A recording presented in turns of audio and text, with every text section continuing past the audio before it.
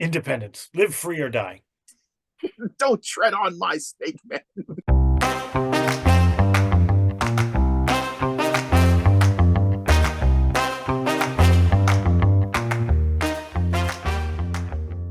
Hello, Tom.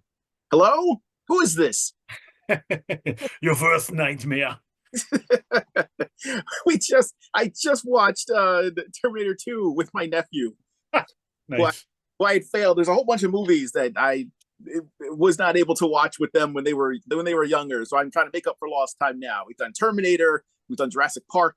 I plan to get to Gremlins because what a great Yes. movie. But we watched Terminator and then we watched Terminator 2. One of the few movies Yeah, that you can stop there. succeeds, one of the few movies that succeeds in being better than the original, Right. despite how good Yeah. it was. When we last talked about the Terminator movies, just Mhm. like, just watch the first two and then stop. Because then they start contradicting each other. Oh, Like you were don't saying, go it's any just, further. yeah, don't go any further. Well, welcome, loyal listeners, for joining us on Two Guys Talking Terminator. We could talk Enjoy. about Terminator toys. We haven't gotten any really good ones. The NECA ones are okay. They're all right.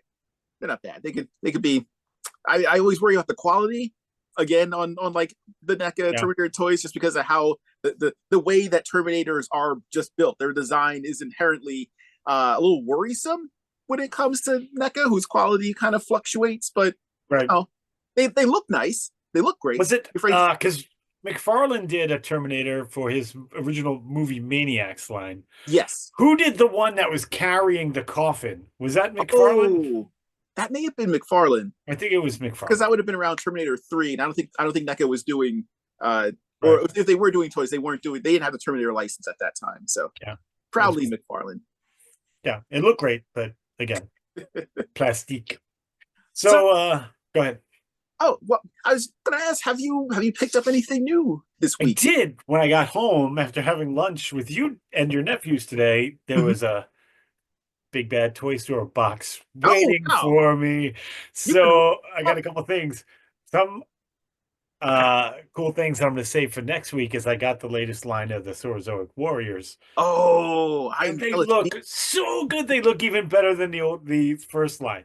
man. I that's a line that I have a hard time not troop building. Yeah, a I don't couple of them mind fighting have it because like it's great. tattoos in the new one, like, and the scalation is different. Like the other ones are a little more smooth. These are Yeah, textured with scalation. It's cool. But this is the way that has the warrior raptor, right? yes, Oh man, like the with the samurai armor so good. They look so good. I'm dying and for. the mosasaur that comes with scuba equipment. I want them to. Like I know that people give toy companies some guff for doing just straight up repaints, and sometimes they call them lazy, and I think that is unfair. I want Boss Fight Studios to just be super lazy and crank out. There's like three waves of them now. Just crank those bad boys out. Just multicolors. It Do doesn't them have all in that black and white Death Valley color. and make that paint glow in the dark, please, please, Mhm. oh please, and I'll buy them all. Just the same characters, different color schemes. I don't need new. I don't even need them to be retooled. It'd be nice to, Right. to have some retools and whatever, but you make those and it just all the colors of the rainbow, and I will buy them all because they Buy them look all. amazing. And I also got the latest line of these McFarlane Superpowers figures. Oh, who'd you get? I got Jay Garrett, Right, oh, very shiny. old school Flash. Yeah, he's That red got and a very or just a little bit of a shine to it. it's got just a little bit of a shine to Look, it. It's a dark mhm, burgundy with some shine to it. Very cool. that is neat. And Ray Palmer, Very nice. very cool. And we've got Jason Todd, Robin. Oh, that's very cool. Yeah, I like the long cape. The original had the half cape, but Yeah. the long cape for Jason Todd, and Mhm. I like that. And then the grand poobah of this series is Lobo. Yes, man, he looks like a thick toy. He How is. He's compared to the almost other. as he's almost as big as the Dark Side, if not. bigger Wow. than the dark side of that line. So Wow. That is fantastic with the scaling. And same yeah, price. Like he doesn't cost more than the other figures. no, no, same cost, just like Good, dark side, same cost. good job. So yeah, Lobo, fantastic, real cloth vest. This real cloth. That is great.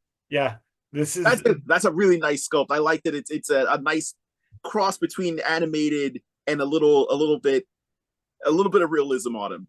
yeah, the line is odd like that. Like some of Mhm. them have this cool like Yeah. animated look, and then the Robin has the old school kind of Yeah. animated look, but Mhm. the J Garrick has a little bit more Yeah, realism to him. Not little not more much, importance. Yeah.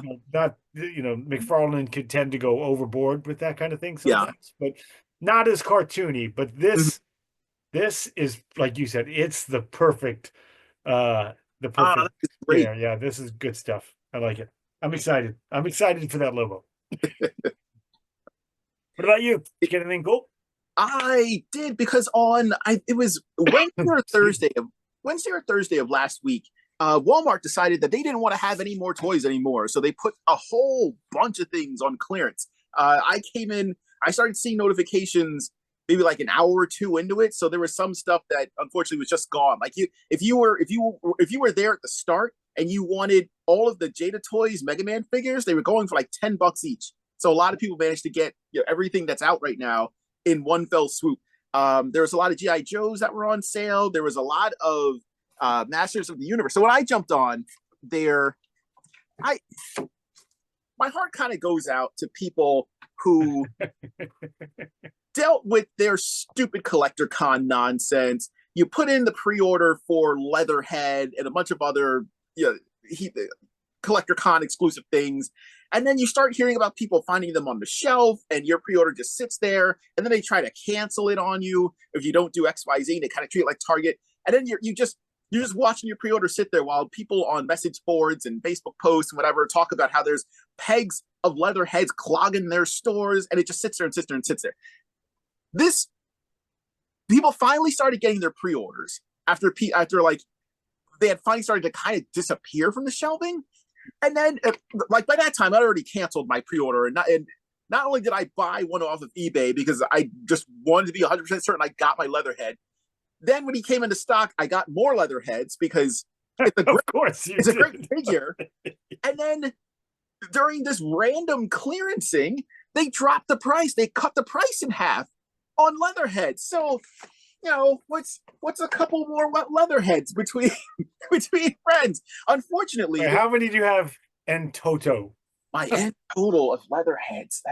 Five? There's a Six? probably I want to say probably about five of these guys. That's like the low end. But he's such a great figure. You have just I don't. single-handedly taken alligators off the protected species list. He may outnumber the Scarlets that I have at this point.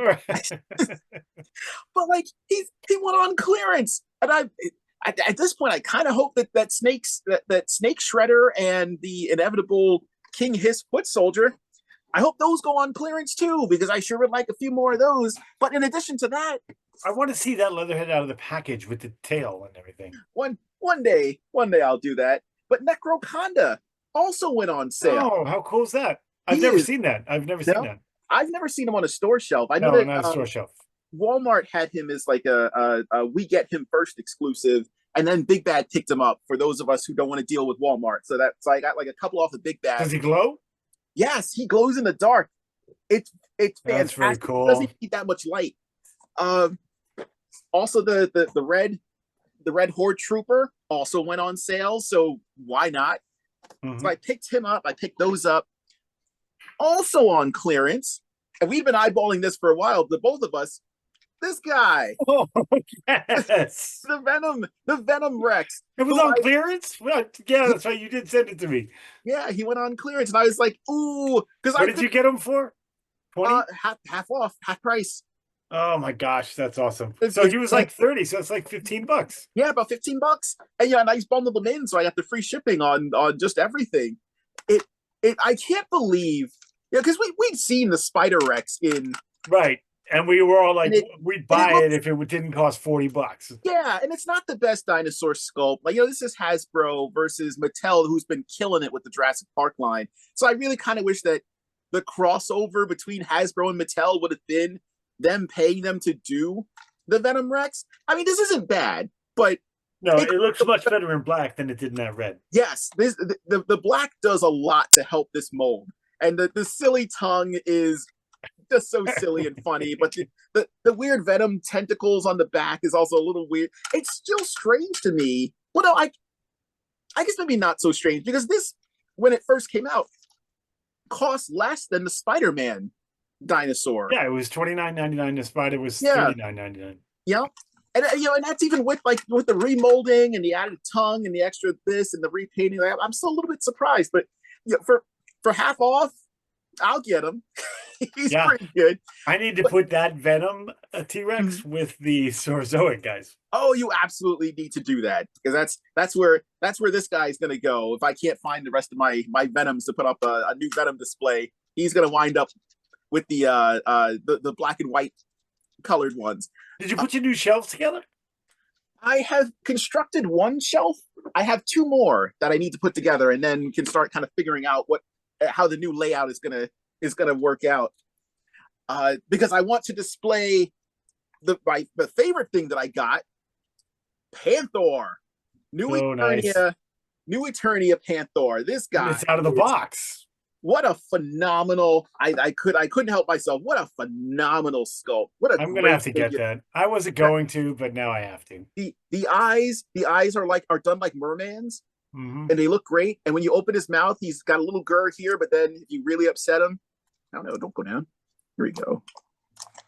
Or being a stubborn kitty today. Oh, see, this one's not doing it. All right, you get Oh, there you are. the fold, the gums come down to reveal the teeth like an angry cat. Yeah, that's it's awesome. so good. He is phenomenal. I don't know if it comes across on the video, but you can see that they treat him like a real panther, so he's got like some spots on him, Yeah. a couple of stripes on the leg. But this figure, it feels great. It looks great. It's a little more shiny than I was expecting. Well, I mean, Well, he's eating Fancy Feast. That's yeah, good for your coat. his coat is lustrous. So Skeletor, I mean, and it's no secret that Skeletor treats Panther better than any of his minions. So I don't That's doubt for sure. Yeah. that he is constantly probably feeding him merman's people from Atlantis. Like I'm sure All he's that taking fish oil in his fur. It's oh good. yeah, I'm sure he's taking a bunch of Beastman's monsters and just letting Panther go to town on him. It's pretty great. I love that the box art on this implies that, where is it? Here we go. The box art implies that this is the last time we ever see Mechanic. He's not getting out of there alive. He's just, We talked about Merman's sword. Mechanex's club is pretty dumb too.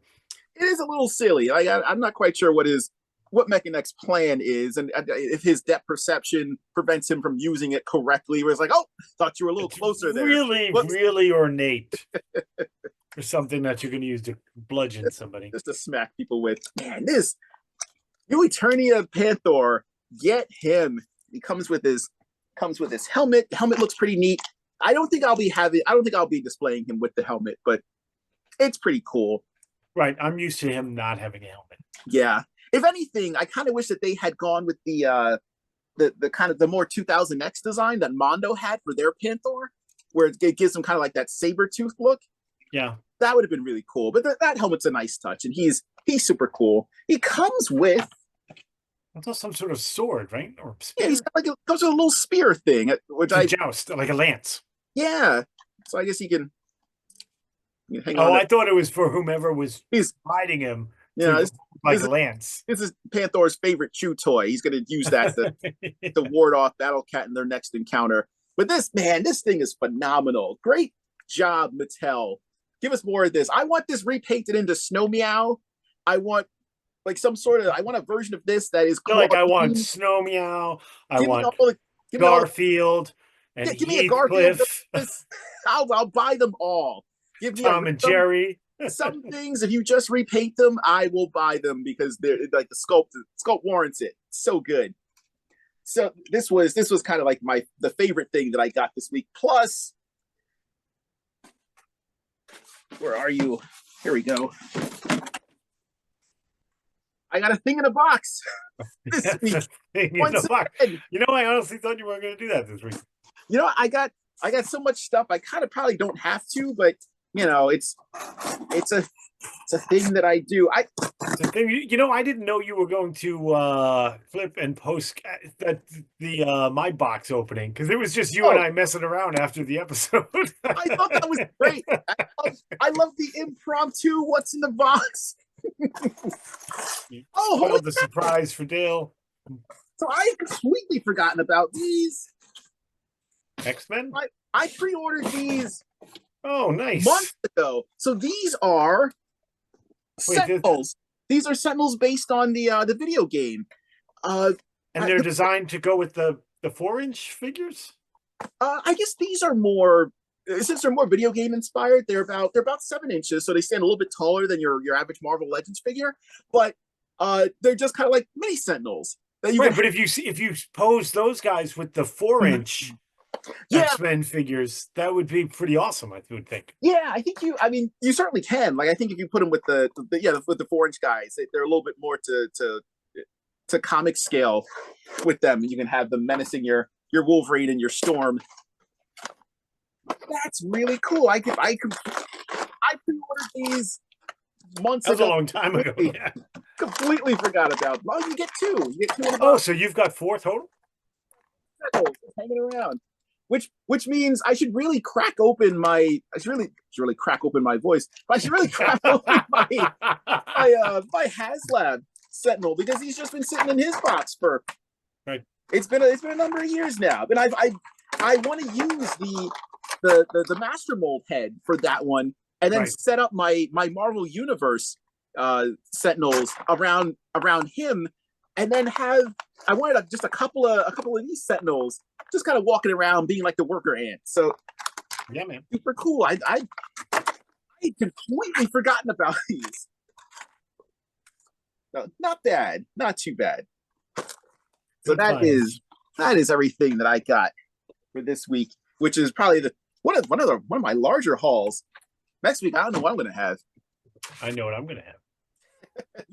You come prepared. So you're getting stuff from like a bunch of like higher end from like Hasbro and Mattel and you mentioned Boss Fight Studios before, and I think that kind of leads into what I would like to talk about this week, which would be independent toy makers. Nice. There are. Don't tread on me. Don't tread on me. Don't touch my rattlesnake. Don't touch my snake man. Walk on them, He-Man, you jerk. But I want to talk about independent toy makers, and because there are hundreds of kind of smaller toy companies that would I think could be classified as independent toy makers. I'm going to kind of narrow the scope to really just what I can remember off the top of my head. So anyone that any independent toy maker, because I know you all listen to the show, and they vary in size. They vary in size. When you've got like all the way from like Boss Fight or Four Horsemen to Trick or Treat Studios. You have people that have a pretty wide reach, a pretty wide selection of toys, or a very narrow scope of toys that they work with. And I wanted to talk about it because we collect so many different things. We are not. I know you have some people who are just Hasbro enthusiasts or just Mattel enthusiasts, or they're loyal to a very specific toy line, and that's kind of all they get. But there's such a wide variety of things that are offered, and different types of toys, and different approaches to toy making that you get with independent toy companies, and some of them don't have the restrictions that you have with like a Hasbro or Mattel. Like you don't. Sometimes they feel those niche characters, and that's the coolest thing. Yeah. So to any independent toy company or smaller toy company, if you listen to the show and I don't mention you, I do apologize, because there's so many great ones, because I know they all listen to the show. And Right. we all Everyone does. appreciate everyone. Everyone does. We appreciate everyone. And by the way, if you're watching the show and enjoying it and liking what you hear, give us a like, tell your buddies, tell your friends, subscribe to the channel. It helps get us out there. Right. Our So views are like dog views. One yeah, view is worth absolutely. seven. So. People's seven views because everyone this is like remember when Monday Nitro was competing with Monday Night Raw and they were like Nope. call your friends, have Nitro parties, and they would get pictures of people Right. like all the college kids eating Dominoes and watching Monday Nitro because they didn't know any better. Right. Dude, I think that's what goes on with our show. People bring their friends over and Right. they hang around and they sit on the sofa and they throw us up on YouTube and They popcorn. air an episode to open up for Taylor Swift. That's Absolutely. happened. Yeah. That's us. We just weren't notified of it, but that's fine. That's Yeah. fine. We're all right with it. So independent companies, and they've been around forever. Like there's whether or not they were companies that were creating like Beast Warriors or like your knockoffs of larger, more popular toy lines. These smaller companies have always existed, mostly on the fringes, and then slowly kind of started putting out like their own stuff. Like we've all seen, like if you were into Transformers, I'm positive that at some point you saw those like Antibot creatures or like the bug transformer creatures, whatever. I don't know the name of the company that made those things, but they exist. And as like the years went on, we got especially in like the age of the internet when we have more access to companies that we may or may not have ever seen way back when the reach of social media was not what it was, or social media just didn't exist. The most that you could think of is maybe like a McFarlane. When McFarlane started up, Yep. he was considered a small, independent, kind of an upstart, and they're like, oh well, I guess yeah, we'll see where that goes. And then you started seeing other companies pop up and kind of kick their stuff out. And now Right. And a lot of it was based on those Dark Horse comics, yes, like the Image Malibu's, comics. Yeah. yeah, Like comics, breaking away from, DC Marvel, yeah. those characters that were starting to get that following. So it's almost like in McFarlane's case, like the artist himself was like, Mhm. I know these characters will sell. I know it, but no one's going to bite on it, so I'm just going to do it myself. Yeah, if you couldn't get a deal with like Playmates or Kenner or anyone, or like they weren't going to carry your stuff, or they weren't interested in making a toy line, Right. or a toy line that you were happy with, which I think may have been the case with McFarlane, where like if Spawn had been produced by Kenner or Toy Biz, it would have been a way different toy line than what we got. Right. And they wouldn't have, because if he went and knocked on the door and was like, look, I've got this dude. He's powered by hell. And essentially one of the figures in the line is going to be a 13-inch figure of Satan. And, like you're talking about God and Satan and this, like they're going to go, I'm going to pass, right? Toy Biz is like, there's a reason we don't have a toy of Mephisto. Right. Yeah. Please leave, sir. Yeah. The door is that way, and it's just a montage of doors being slammed in his face with different logos of different companies. He's like, but I made Venom. we love Venom. He's one of our best sellers. Please see your way He's out. Like, it'll be cool. Everybody have a giant jaw. It'll be awesome. Just call security. I'll see myself out. Security's going to rough you up a little on the way out. That's fine. But you get a McFarlane who comes in and for better or worse, kind of changes the game. And then from that, you get a whole bunch of other smaller companies who see that and say, yeah, let's give that a shot. Stan Winston Studios, who gave us Raw. Yeah. Phenomenal look. And it was in that time period where we were still toys were still being figured out. Like articulation was still being figured out. Like we had Run with a Claw taught us that you shouldn't chop the bicep vertically to give us a swivel. Things like that. But I love seeing how that evolved into what we were seeing a lot of now, where you have McFarlane Toys, and employed for McFarlane Toys are the gentlemen who would wind up becoming the Four Horsemen and break off their own studio and have their own stuff. The Four Horsemen are huge. Like, it's hard to think of them sometimes as an independent.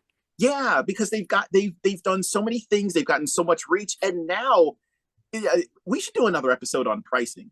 because we're hitting that point now where you're in what is considered your independent toy maker or a smaller studio will normally charge a little bit more. Like I don't think NECA can be considered an independent toy maker anymore because they've been around, been in the game, been in Toys R Us and like big box stores and whatnot. They have their own section in Target. They're not an independent toy maker anymore.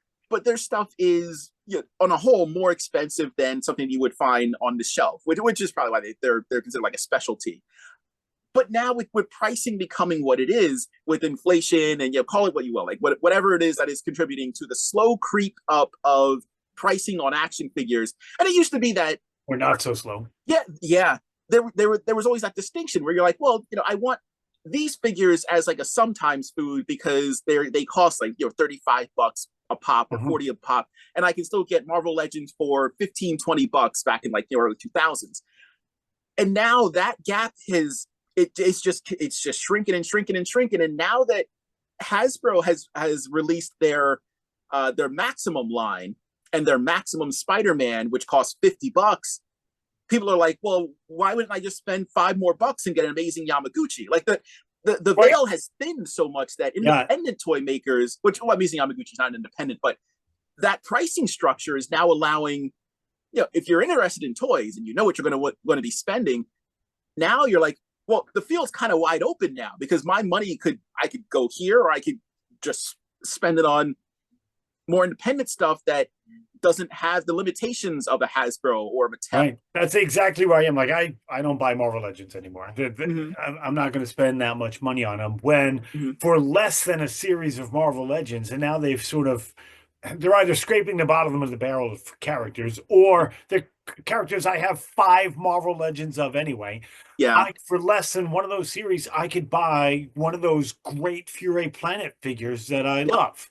And that's what I'm not willing to pay the Wolverine tax anymore. I'm not willing to pay the Iron Man tax anymore. And it's probably I know I may be in the minority on this, but it still irritates me to see the retro series come without a Build-A-Figure part. I think that that's cheaping out, and I think that for the amount that they are being charged, we deserve in every wave, no matter what the packaging looks like, a Build-A-Figure, because you're asking us to pay $25 for Spider-Boy, who comes with maybe an extra head and some hands. Give me more than that. But let me get into some of the independent companies that I enjoy, and so let's talk about some of them. And one of the first ones that I want to get into, and I don't want to spend the entire episode talking about them because it's very easy to do because they've done so much, is the Four Horsemen. Yeah. Because when you think about independent toys, they're kind of like first and foremost in everyone's mind, having come from McFarlane, having worked on the He-Man 2000X line, and then going and do the classics line for Mattel.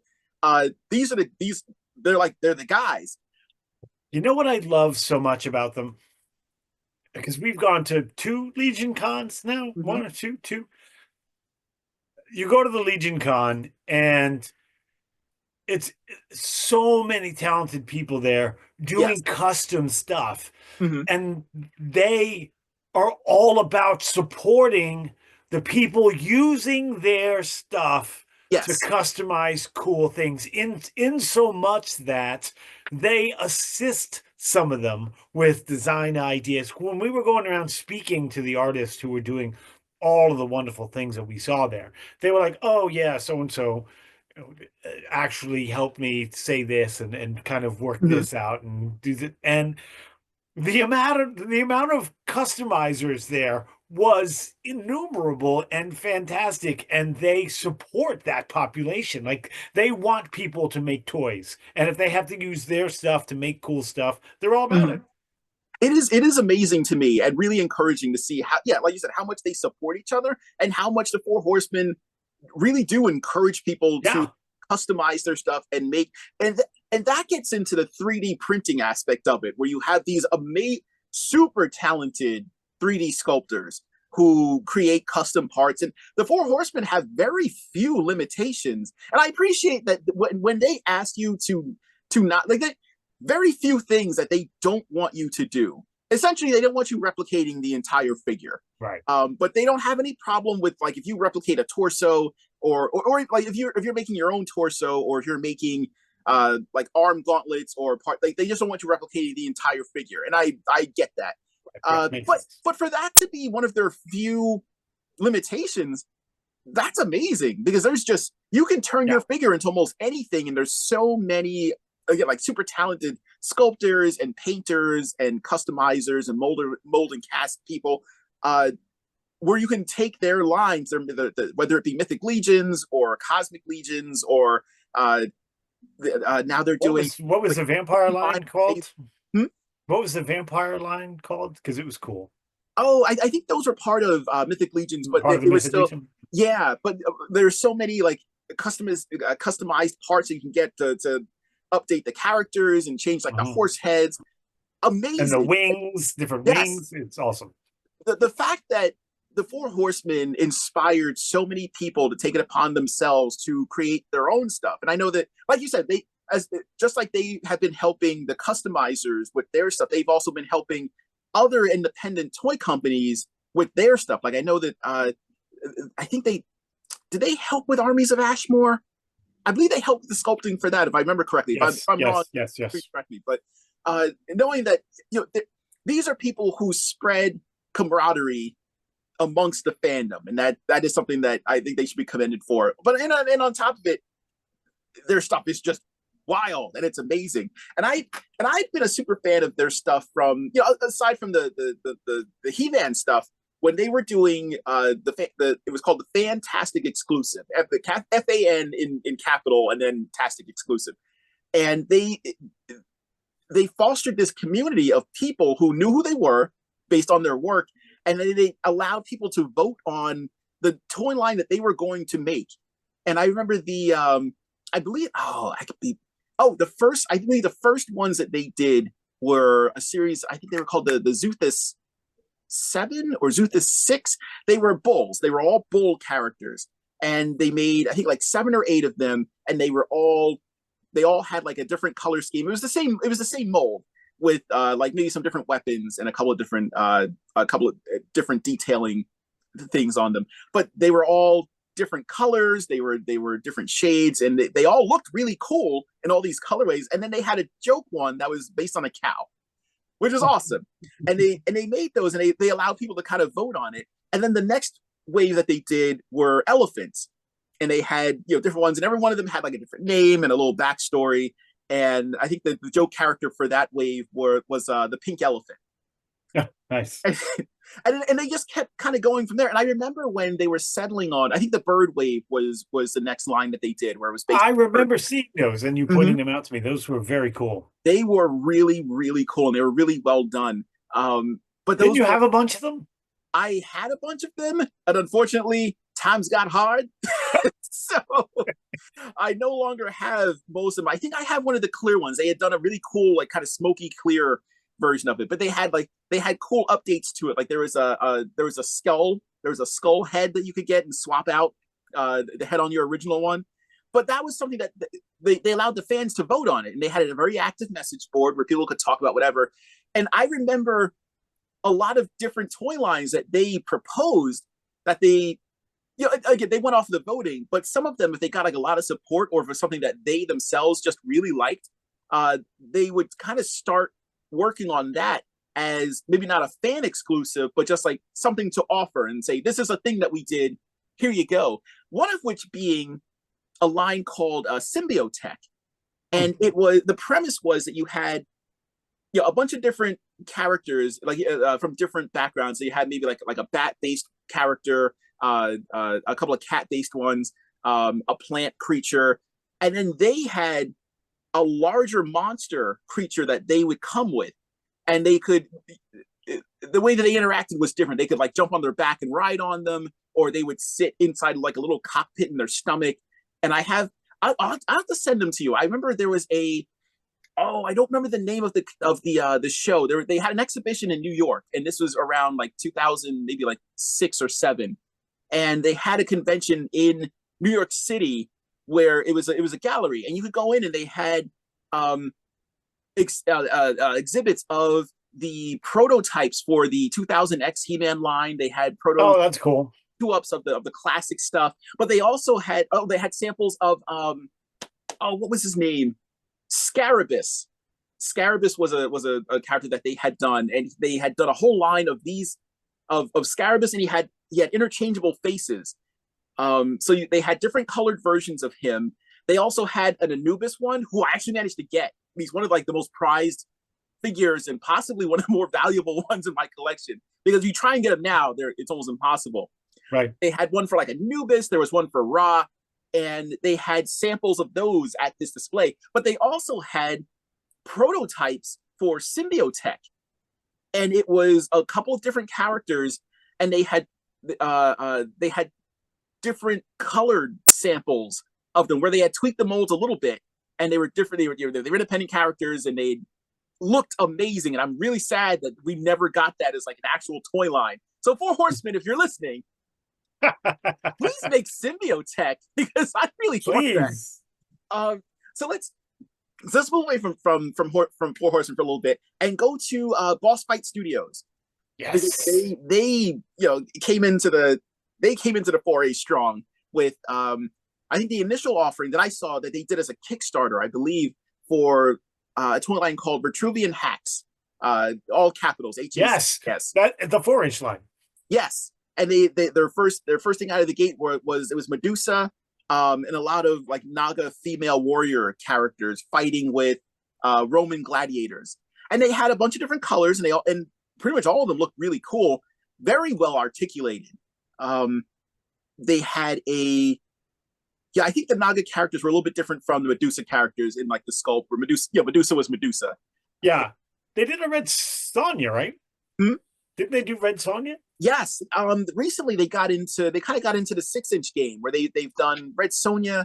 I think there might be a repainted version of her that they did, but see, I like that they've kind of expanded their horizon. They did the Bucky O'Hare line, which was, I liked them. I almost picked them up so many times, and I didn't. They also did the Popeye line that I want to pick up. Yes, they did do. I completely forgot about that. They did do a Popeye line. They actually get pretty deep into that. They did Wimpy. They did and they look good. Yeah, I'm a sucker for that animation style. It looks so good, and I started to see them on clearance at like FYE and other places. Yeah, and you could probably pick them up. You could probably pick them up for like $30 or less. But yeah, they're on my list. I'm watching out for them. At the right price, I will buy the Popeye line. I really like the Bucky O'Hare line. It kills me that they managed to get to the gorilla, and I'm sorry, I forgot his name, but they didn't manage to get to the crocodile. And he was one of my favorite, like just in design, like the overall look and his color scheme was super cool. And I really wish that they had been able to get to him before the line went away. Yeah, that would have been. Didn't they do much like the Horsemen? You can correct me if I'm wrong. Didn't they do like accessory packs like wings and stuff like that?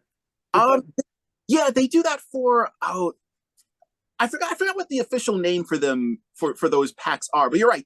They to go along with their Vitruvian hacks, and they started releasing blanks, so you can just pick up like any color of the rainbow blank male or female buck, and then you can buy you can customize it. You can buy like wings. You can get I remember they had like boxing gloves and like an Anubis head. You can get different like Roman armor. They have a zombie line that looks really cool. They've got different types of zombies. There's like a zombie that has boxing gloves. That looks really neat.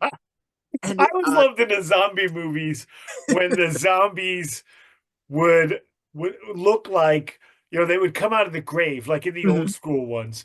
Yeah. But they weren't like in clothes you'd be buried in. It'd be like the construction worker guy and still wearing the hard hat.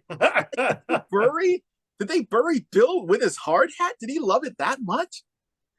Yeah. I guess so. He was like, look, when I go, I want him to know. I want him to know this is my job, and I loved it. Yeah. I'm wearing my hard hat. Did the hacks do the did they do the Flash Gordon figures? The 4-inch Flash, was that them? Oh, I don't think that was Boss Fight. I could be mistaken, but I don't think that was them. Because I just remember the figures had a similar style to the hacks one. I don't know that it was them, but I just remember seeing. Yeah. I know that they've gotten more into yeah, more they're kind of dabbling in the 6-inch line, which is kind of nice to see. And I hope that they get. I would like to see them with a couple of different licenses to see what they do. But I love their Sorzoic Warriors. I You love what know, they do with them. oh my gosh, I love They it. I just they got the latest line. You'll see them next week, but they're so good. I can't wait. The underwater one, the Mosasaur one. With the scuba mask. Yeah, Yeah, very cool. that looks phenomenal. And again, like I want that figure in different colors. I want the Triceratops guy in multiple colors. And Yeah. just give like I can paint them up. I'm being lazy, but I want like the plastic to be produced in that. Like, and some of them you can now start to. I don't know if that's a good or a bad thing to start seeing, but some of the Sorzoic Warriors you can start finding on sale or on clearance in Big Bad Right. Toy Store. Which Yeah. on the one hand, Shameless plug. more shameless plug, Big Bad, go there and buy all the toys. Buy Sorzoic Warriors because they're on. Some of them are dropping in price and they're great. Or sometimes Boss Fight will run sales themselves Yeah. on their website where you could get. There's a point in time where you could get I think like two for 30 or something along those lines. I do remember I came really close to buying the Hacks version of Zorro Mm-hmm.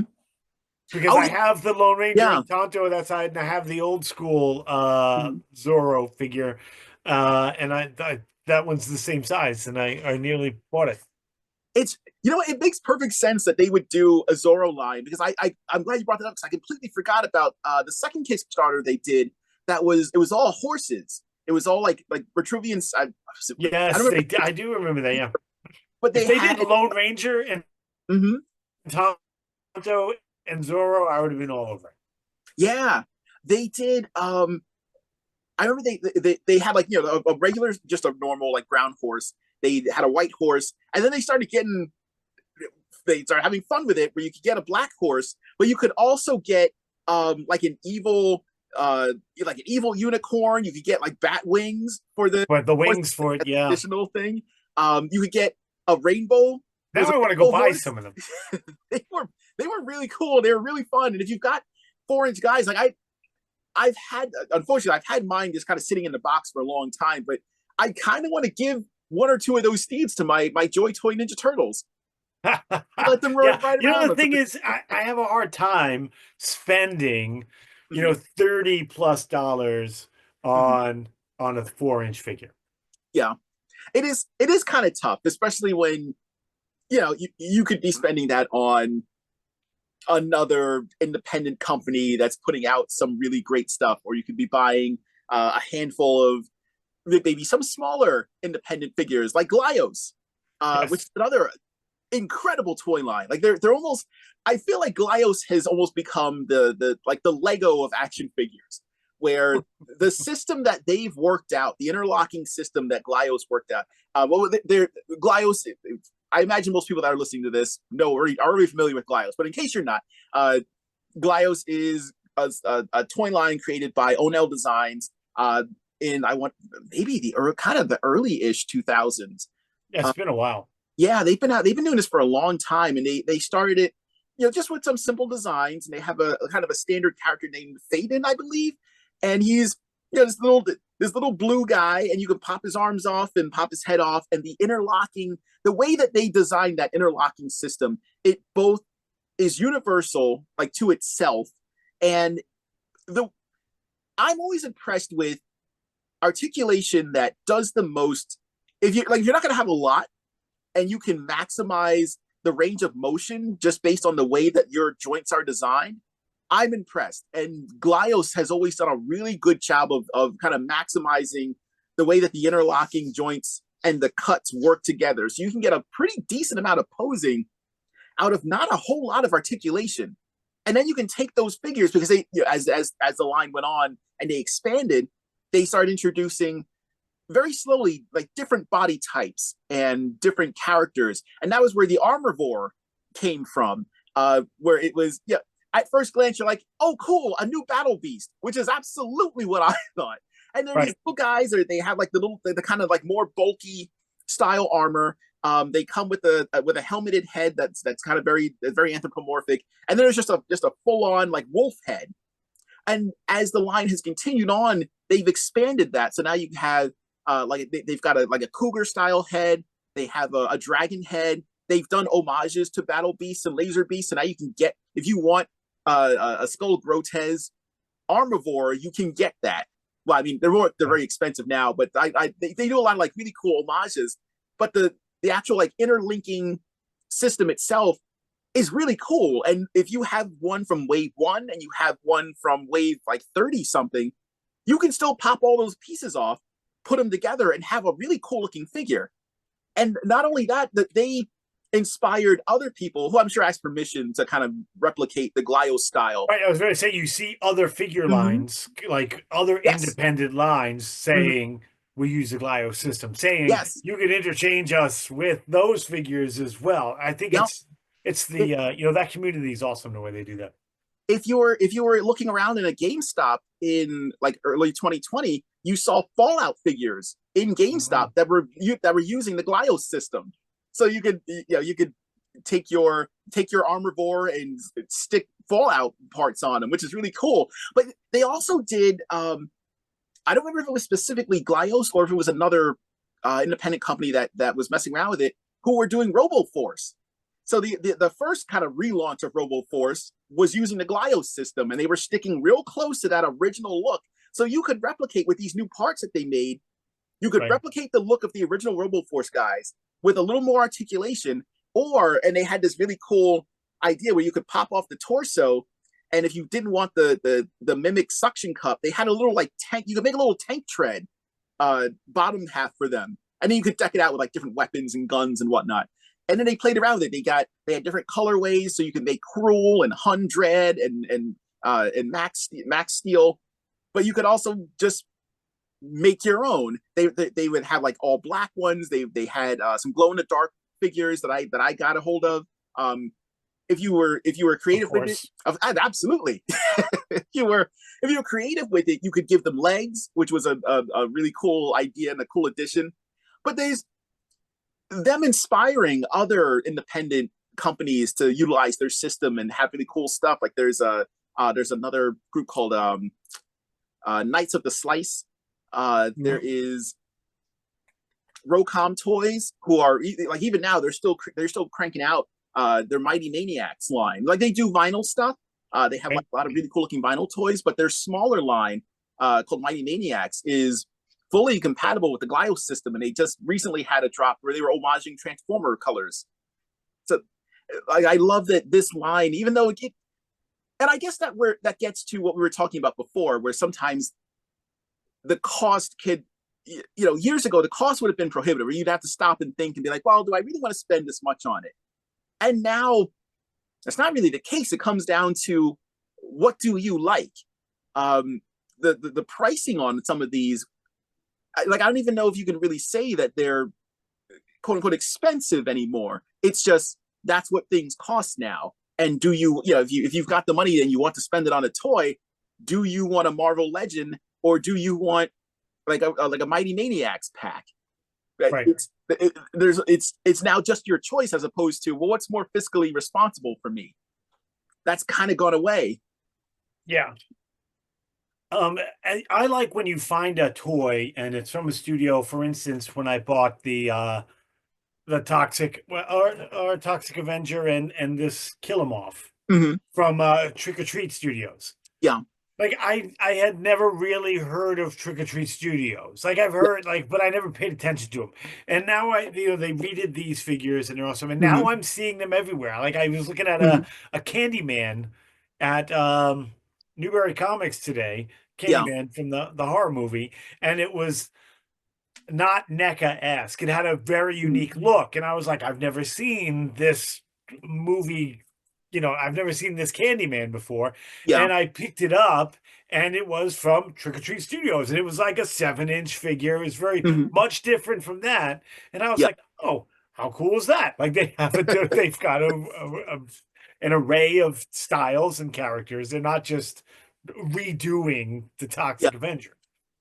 Very impressive that they found their way into a Walmart, because I'm not familiar with the work they've done before that time. I don't know if they had like an online presence or if they were doing maybe like smaller things before, they got Mhm. into Walmart. That's to me, that's really impressive to kind of Yeah, out of nowhere. And now you've got your stuff on an actual store shelf. You're paying for shelf space, and right. you have a good product. Like I was genuinely surprised when you told me that those were not Super Seven toys. I thought that's what they were because up to now, like the only people that I knew of that were handling Toxic Crusader stuff was Super Seven, who also uh I guess they could be considered an independent toy toy They kind company. of just came out of nowhere. Yeah, I mean they've been I know they've been around. I think they started off in like 2001. They were just a magazine, Mhm. and I kind of remember seeing their magazine, and they were just another toy collecting magazine. And at some point, Brian Flynn decided to make the jump from making the magazine to, well, let's try my hand at actually like creating a product.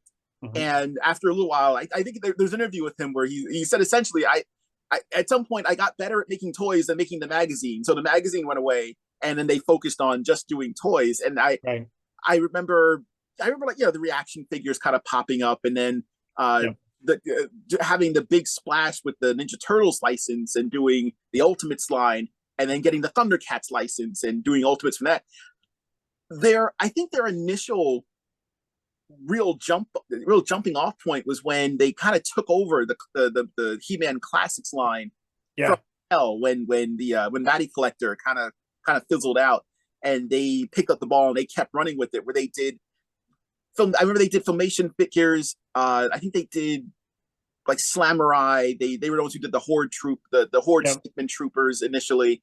Um, they had done Lord Grasp and those, Right. but they were kind of continuing the line up until its end, and then they started doing the ultimate stuff, and Right. from there. I, I gotta tell you, when they jumped on the reaction figures, Mm-hmm. um, I was all about them when they first came out because they hit Yeah. the market at about 9.99, Mm-hmm. and they had the coolest licenses. Like they were Yeah. rivaling Pops, Mm-hmm. and then still are in Yeah. regards to, I don't know who's getting these licenses, but nice job because we were getting Mm-hmm. Gremlins toys for the first time in forever. Yeah. Back to the Future, Robert De Niro's Taxi Driver, Yeah. the Pulp Fiction characters. We were getting some cool characters, yeah, and they were that kind of retro, like vintage Star Wars look. Mm-hmm.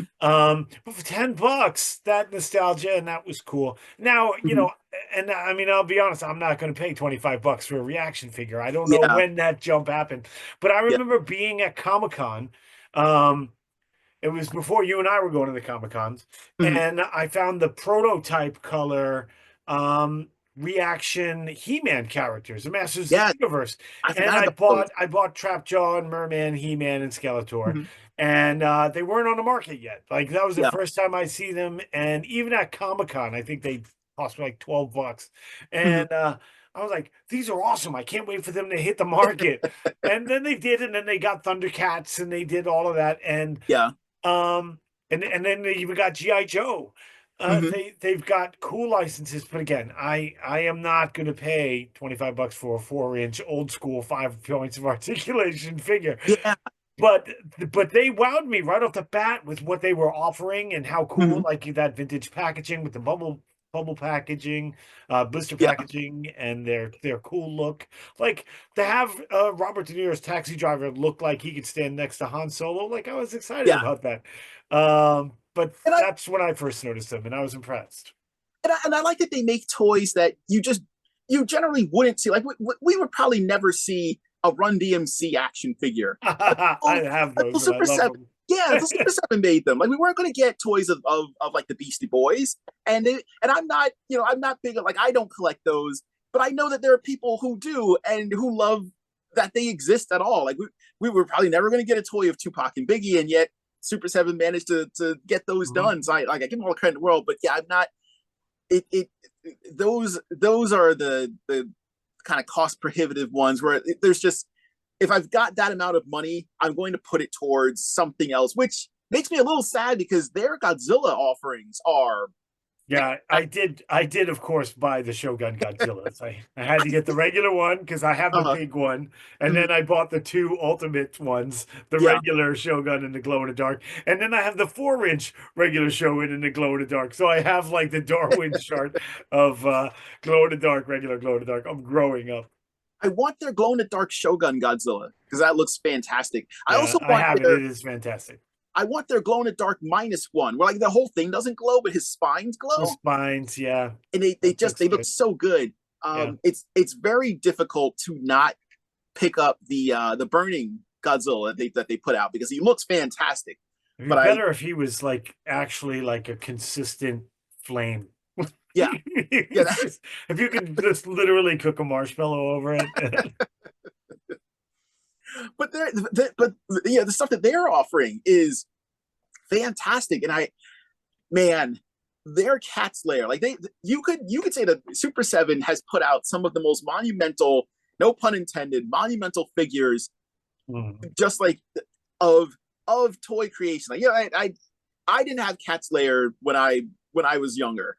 I always wanted it, and when they offered it this time around, man, did I want it. I have no place to put it. I have Right, nowhere it could go, and I missed out on it because I just wasn't able to put the funds together because it came not that long after Eternia. So like I had right. gotten an Eternia, which is also, I also have nowhere to put that, but I wanted that Cat's Lair, and it's one of those things where that kind of playset, like it's amazing that it got made at all, Mm. but it's the cheapest we'll ever get. It's the cheapest you'll ever get that for. Like the initial offering price, we'll never see that again. And I can't imagine that another Cat's Lair comes into existence before 2070. No, So it's one day I'll get it. I hope you do, Tom. We're kind of running towards the end of the show, but I did want to Yeah. mention I really do like the long box heroes, Mm-hmm. which are right here Yes. That's from another. what's it, Fresh Monkey Fiction? Yes. Yeah, they did such a great job on Mhm. and a wider range of like old school Pulp Fiction characters, plus Yeah. the Tick and Rocketeer and a couple of others. Yeah, See, good stuff. those are the kind of companies that you really hope to see succeed and grow their offerings. Like Yeah, I hope that they were able to offer. Yeah, at some point they I can. want to get Oh, more. I do. mhm. I have a few, Yeah, but there are more that I want to get. There are a lot of nice ones. and this way you get to smaller comics that maybe can't afford to have a McFarlane or a Mattel create their characters and get their stuff out there. Like Mhm. I've except for the initial Tick line that was in stores, I don't recall ever seeing any Tick action figures available. Other than the live action ones that came out, but I'll, yeah. hey, I blanked those out because I haven't seen the live action show, so I If you don't don't have a know. Patrick Warburton action figure, you are not even a collector at all. All right, so we'll call it a wrap on this one. But I want to come back and kind of keep going because we've only really scratched the surface. We've talked about some of the larger of the independent toy lines or producers, but there's so many other ones. So next week we will do part 2 of independent toy makers. So if you've enjoyed what you've seen and want to get in on the conversation, get a hold of us on the X Place or Blue Sky. Our handle is 2 Guys Talking Toys. That is the number 2, no G after the talking. Same thing for our Gmail. You can find us on Instagram at 2G Talking Toys. Take care, everybody.